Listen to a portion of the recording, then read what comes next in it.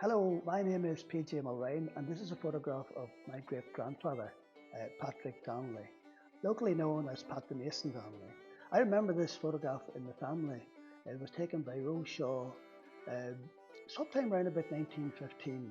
The photograph was taken at Cargagh Augher in front of the cottage where Patrick lived, and it was taken sort of, I think, on a summer's morning after he came in from working at potatoes in the field.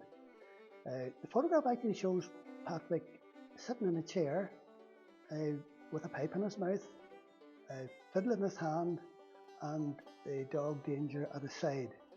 Now, the family were not that keen on that photograph. They thought it made them look poor.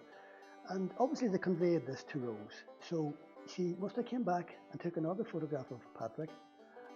The other photograph will show you that Patrick this time is shaved, dressed up in a suit.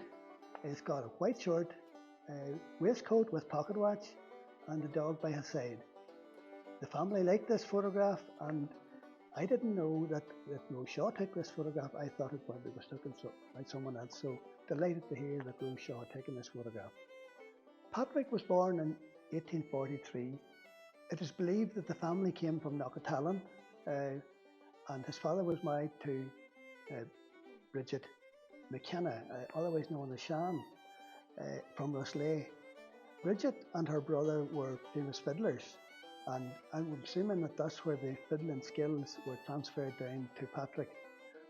When Patrick got married, he actually married Anne Cassidy from the next townland in Killaveny. He married on the 10th of January 1887, and they moved to Cargagh, where they had 7 sons. One of the sons, John, my great-great-grandfather, he married another local lady from Cargagh Augher, and I have a lovely photograph of my mother as a baby, taken in 1920, and her mother on the same spot where Patrick was photographed by Rose Shaw. My mother, Mary Donnelly, she has fond memories of both her grandfather and the dog. Patrick's sons, Paddy and John, my grandfather, they became known as the Mason Donnellys. 2 other brothers, Michael and Thomas, they did a bit of taxi work, but also moved out, married, and bought farms in Escra. Another son, Jimmy, he also was in the taxi business and a bread server and a shoemaker. He married and moved to Monaghan and then to Belfast. His 6th son, Frank, he was a mechanic and a taxi man, but he emigrated to America in 1921, aged 22. His 7th son was Felix, and he went on to become a priest. He was ordained in the Irish College in Paris in June 1923, and most people would think that a 7th son has special healing powers, and lots of people would believe that Father Felix had these same healing powers.